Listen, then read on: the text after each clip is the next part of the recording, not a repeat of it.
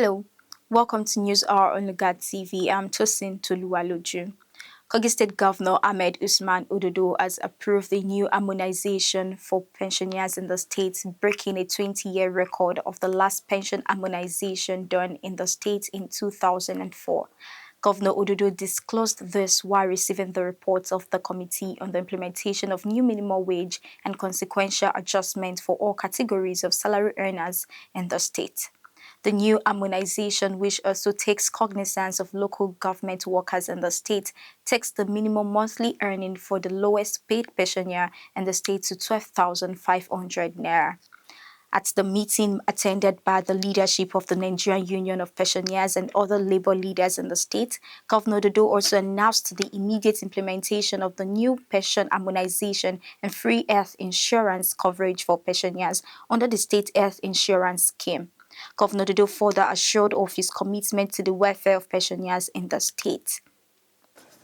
Thank you for presenting yourself to serve the state. Thank you for investing your time by serving as a state civil servant, by bringing yourself out to serve as a union leader in your various unions. We are here to appreciate God for still leaving some of our critical stakeholders like them for their guidance, for their support and prayer to see that the state they have served is growing.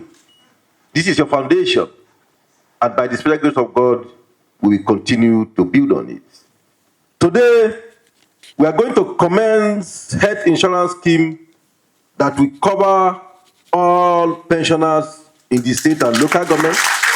Those earning less than 50,000 to enjoy free healthcare services.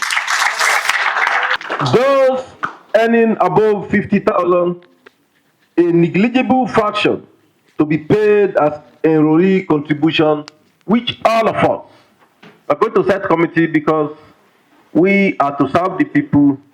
We believe in the unity of this state. We are all team players. As I have said, there's no governor as far as Kogi State is concerned. We have servants and chief servants that will serve you, and you must be served.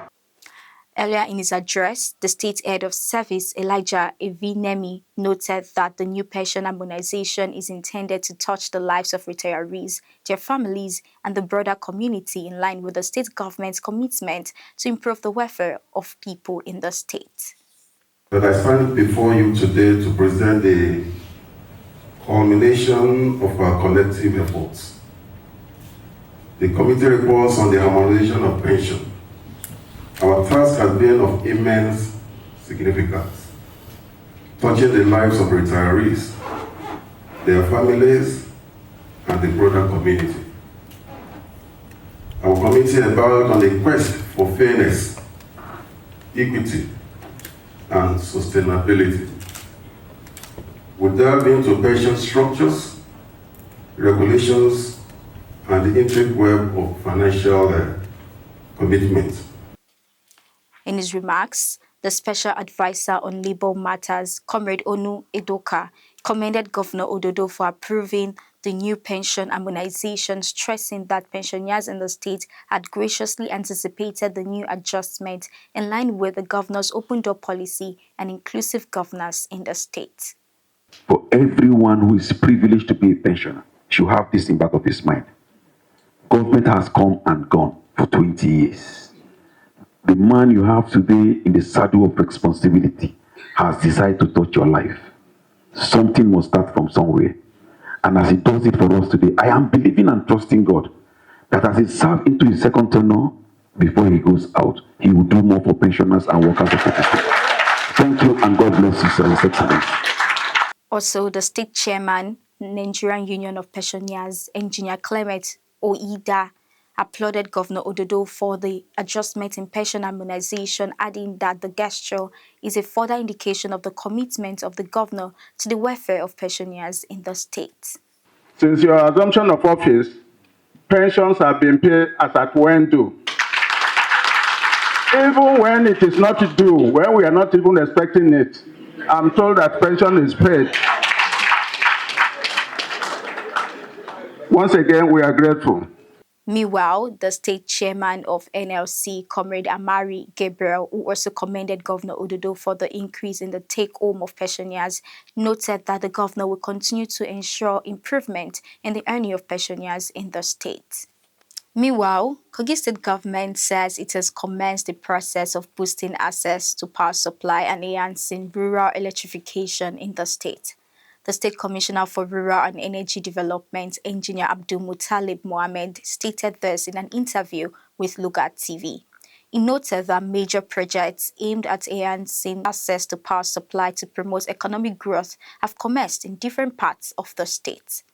He said the drive to improve access to power supply through investment in critical infrastructure is in line with the vision of Governor Ahmed Usman ODODO to improve the quality of lives of the people and support sustainable development. He highlighted several key projects underway, which include power supply project at the Confluence University of Science and Technology, COSTECH, designed to meet the institution's energy needs for engineering research, which he noted would have positive impact on communities around the university. Coming to the energy, Yes. where much of our activity is centered around. We have projects domiciled in so many areas. We have some that we have done in Kogi East.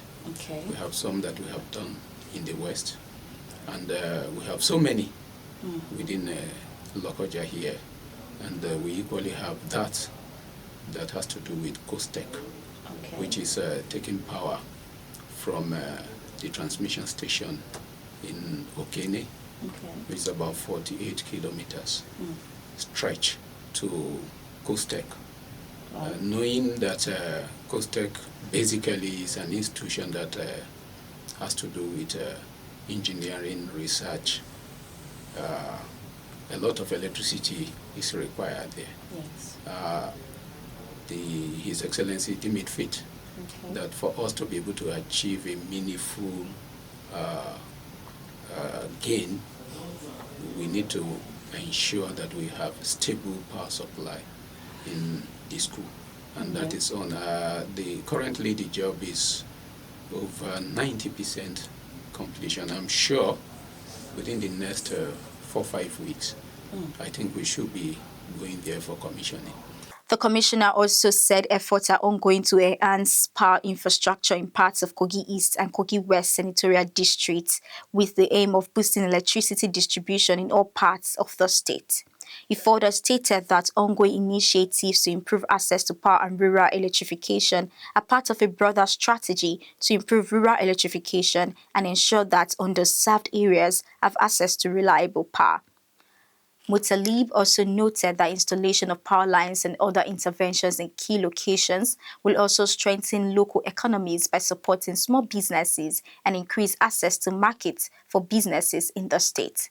He also stated that the state government have taken steps to enhance energy regulation, including a request to the National Electricity Commission for the Abuja Electricity Distribution Company, AEDC, to register a subsidiary company that will manage power distribution in Kogi State. A move, it said, will encourage private investment, create jobs, and contribute to the state's economic development. And that's it on News Hour and Lugard TV. I'm Tosin Toluwaloju.